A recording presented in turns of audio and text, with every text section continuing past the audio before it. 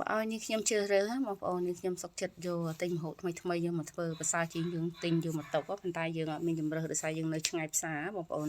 ពេលទៅម្ដងហើយហ្នឹងគឺមួយទឹកទៅ10ថ្ងៃបានចុះទៅម្ដងទៀតចាថ្ងៃហ្នឹងគឺសល់ត្រីឆ្ពិនហ្នឹងចំនួនមួយក្បាលហ្នឹងប្រហែលជាមួយទឹកទេបងប្អូននឹងធ្វើអីទេ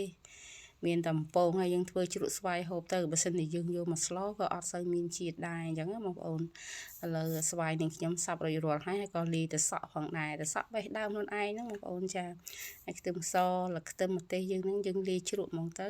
ទឹកត្រីស្ករអំបិលប៊ីចេងបងប្អូនចាបងប្អូនយើងចេះអស់ហើយមិនបែររ៉ាប់ទេ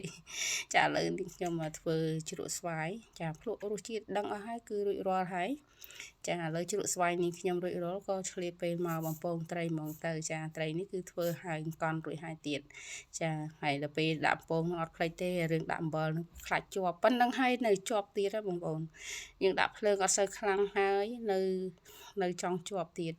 ឥឡូវត្រីបំពងនេះខ្ញុំនឹងក៏រួចរាល់ដែរអរគុណច្រើនបងប្អូនសម្រាប់ការតាមដានវីដេអូនេះខ្ញុំបើពេញចិត្តនឹងចូលចិត្តវីដេអូនេះខ្ញុំសូមជួយ like comment ម្នាក់មួយមកអរគុណ